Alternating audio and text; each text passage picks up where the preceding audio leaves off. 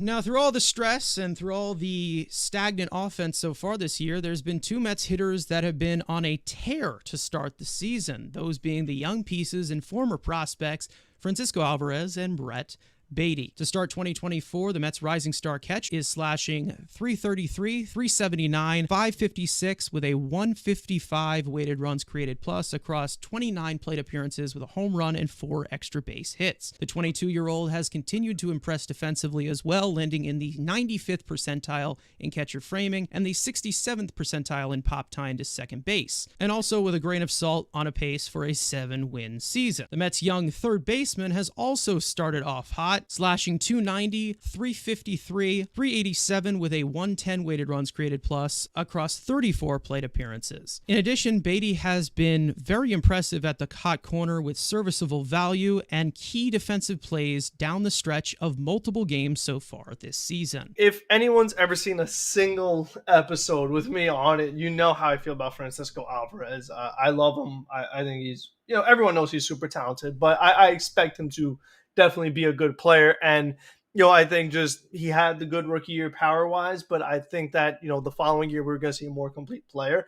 And that's what we've seen, the increase in the batting average, the overall OPS, just all his numbers are up, just more discipline at the plate, better pitch selection, all that stuff. He's constantly improving defensively.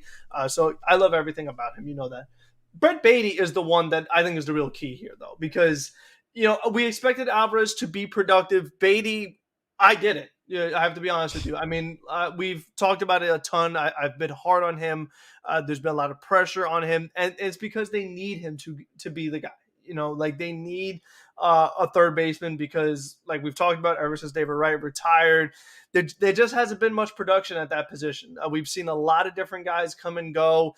He was supposed to be the guy, top, like I say all the time, top third base prospect in all of base, one of the top in all of baseball, high expectations. Hadn't happened yet, but so far this season, he's got off to a good start. Improvement defensively, definitely. Still some mistakes, some ugly plays and what have you. But I just think offensively, he's kind of hitting the ball all over the field, which I think is good to see. I think that's the kind of player that if he's going to be good, that's going to be his MO. He's going to be a guy that kind of hits it everywhere, which is not your favorite, but he can't, just because you want him to be something, if that's not what he is, he just has to do what is going to provide value and production.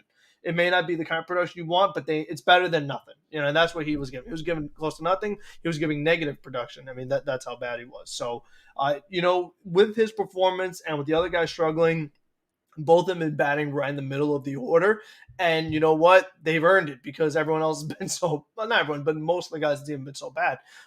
So I think for Baty, this is a big year for him, and he's not gonna hit 300 like the way he's basically hitting now. But I think what's all said and done, it's like I've said, my hope is that if he could just be a little above average, that on both sides is all I'm really asking for. Just be a starting caliber player because, these other guys that are getting paid a lot of money, Lindor, Nimmo, hopefully Alonso, they're supposed to carry the team.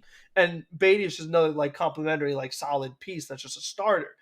And if he could just kind of level out to be that and just, again, be a productive player, then I think that'd be very encouraging for the Mets, not for this year, but again, for the future. They're going to have just long-term kind of have to figure out who's going to play where, especially once Jet Acuna and these guys get here. So it's important for Brett to be like, no, I still have value. I am a major league player.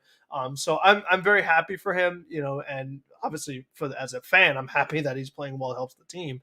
So I've been surprisingly encouraged by Brett Baty. Alvarez, I kind of expect him to improve. And again, he's not going to be a 7-win player, not going to be OPS over 900.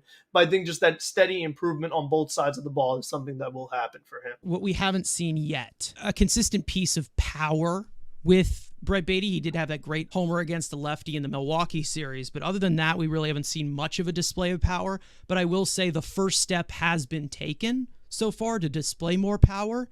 And that has been lifting the ball. He's done that a lot better so far, which is really good. And once again, like you said, from what I don't want to see, the thing about Baty is that he has such great bat speed. He's so quick to get to the ball. Even though he does have a small barrel window sometimes, which he needs to work on that consistently, he could give you that type of power with that bat speed he has.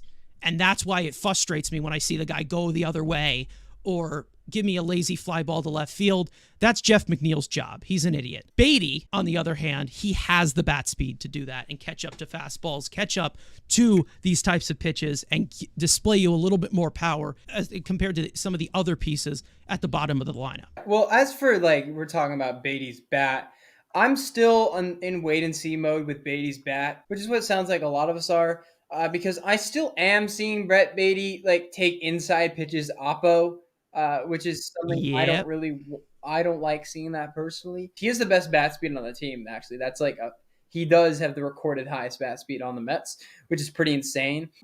I've said this before. I'm giving Baty till June to show me something offensively, and he has. He's that glove. His defense looks incredible. He's making every single play. He's jumping in front of Lindor. This is huge. If Brett Baty is a good defensive third baseman, that's massive. That's absolutely massive. And that's been incredible to watch. I've had a joy watching him play defensively. I am seeing some of the trends from last year. I'm not sure how different his bat path looks. There are clips from last year where Baty, his barrel window, might been the smallest in all of baseball. He is pulling the ball more, which is great. I just want to see him hit for some more power. I want to see what he looks like in June, because I still do think there's a chance Baty's kind of a bust offensively. But I also think there's a chance he won't be a bust offensively because of how incredible his bat speed is. And he's been taking a lot of pitches. He's been making good swing decisions. And there's a lot of things to be encouraged by. While I'm optimistic, I still want to see more. The one main concern I'd say is obviously the breaking ball, which is still look like a problem. He still just seems like he has a few parts of the zone where he does have some holes in his swing, which kind of sucks. What is he, 6'3"? So, it might take a while for him to figure out how to reach down and get some of those pitches, as compared to somebody like Pete Alonso, which I don't even know how the hell he hit that pitch against Detroit. That was ridiculous. But again, like we've said, with guys like the raw power that Brett Baty has, there is a strong possibility where he could be one of these pull hitters that can be pure fly ball line drive hitter, but he needs to put it all together consistently. And I think that, I will say, the top of the lineup not showing and contributing the way that we expect them to so far this season. You've definitely seen Baty and Alvarez back them up and cover a lot of sins that has been going on with runners in scoring position, such as Lindor, even Alonso, sometimes Nimmo as well. And obviously, those guys have to start performing. It's good to see your young players adding to that foundation.